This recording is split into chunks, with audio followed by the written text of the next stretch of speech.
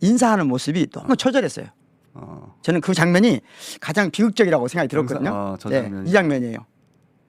네, 그렇지. 저건 시켜서 하는 게 아니에요. 그렇죠. 저거는 그렇게 되는 게 아니에요. 네. 참으로 사람에 대한 존중이 있다. 저분한테 굉장히 인상적인 장면이 저거. 나의 정부, 우리의 정부다.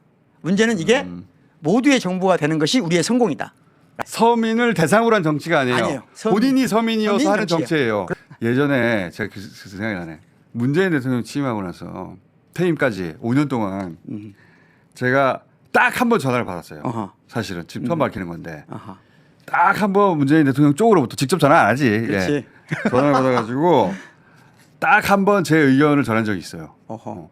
제 의견을 궁금해한 적이 딱 한 번 있다고. 아. 5년 통틀어 가지고. 무심했네. 제가 당연히 연락하지도 않고 네, 그렇지. 연락 오지도 않아요. 하면 안 되죠 당연히. 그리고 네. 저는 그게 당연하다고 생각하고. 그런데 네. 이재명 대통령께서는 제가 보기에는 어제 씨한테 1년에 한 번씩은 전화할 겁니다.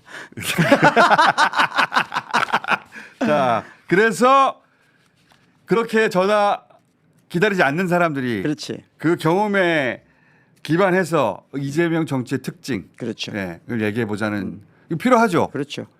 2022년 네. 3월 9일 날 윤석열 정부가 탄생하면서 그 3년여 기간 동안 네. 내란 이전에 가장 비극적인 장면이 어디였는가?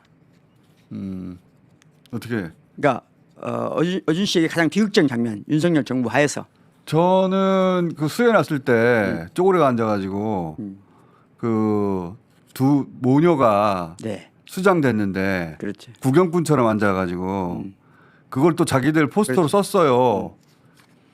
그때 제가 깨달았어요. 아, 얘네들은 끝까지 못 갈 것 같다. 근데 아직 내 말을 잘 이해 못한 것 같은데 그건 비극이 아니고 잔인한 자는 그 윤석열의 잔인성 내면에 있는 걸 극적으로 보여준 장면이고 비극이라고 하는 것은 뭔가 운명적이면서 카타르시스를 넘겨주는 어떤 장면이 있거든요. 그게 뭐냐면 저는 그 그냥 말해줘. 이재명 대표가 네. 말하자면 체포 동의안 가결 이후 구속 적부심을 들어간 장면이에요. 그러니까 그건 그래서 네.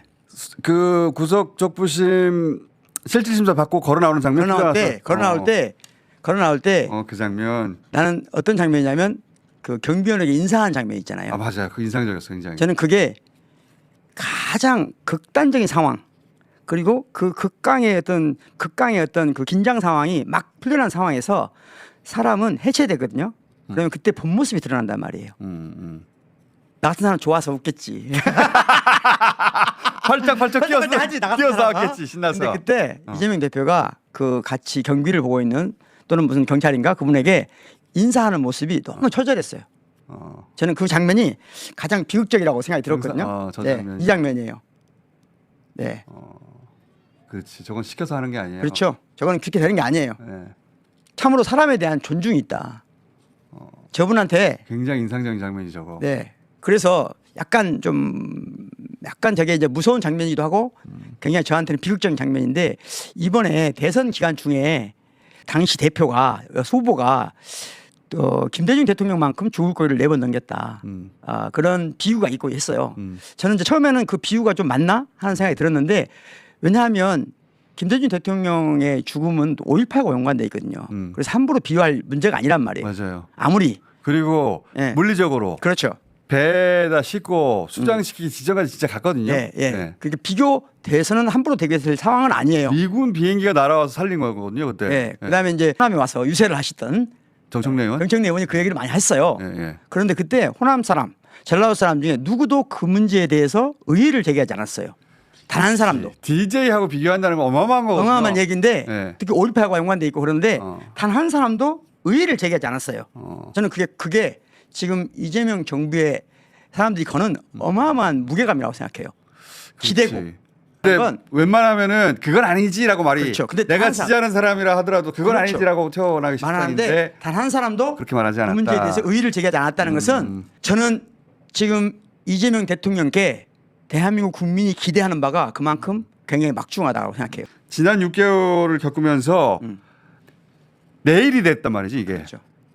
내가 죽겠어. 그러니까 나는 나보다는 어준 씨가 그게 더 크실 거라고 생각해요. 내가 죽겠단 말이지. 네. 그러니까 그 사람의 운명하고 나하고가 동기화가 돼버린 거야. 돼버렸어요. 그래서 많은 경우에 예. 지금 그러니까 우리 모두는 이재명 정부가 성공이 곧 우리의 성공이고 실패가 우리 실패예요. 그게 지지하냐 아니냐의 문제가 아니에요. 지지자의 자리가 맞아요. 아니에요. 저는 정치인으로서는 네. 그 지난 3년간 큰 고통을 겪긴 했지만 그런 상태가 됐다는 건 어마어마한 행운이죠. 그렇죠. 지금까지 그러니까 정치적으로 다수당의 대통령이면서 지금 우리 진영에서 다수당의 대통령이면서 이 정도로 강하게 국민과 연동된 하나의 감정을 가진 맞다. 유일한 사람입니다. 그거는 제가 본인 정체성의 서민이라는 말로 표현했는데 서민을 위하는 게 아니라 본인이 서민이다. 예. 서민 그렇죠. 정체성을 내가 가지고 있다. 그 보통은 이제 성공한 뭐 CEO나 성공한 정치인들이 서민 얘기 꺼낼 때는 봐라 내가 그걸 극복했다. 그렇지. 그래서 내가 이제는 더 나은 존재가 되었다라고 말할 때 서민을 끌어내거든요.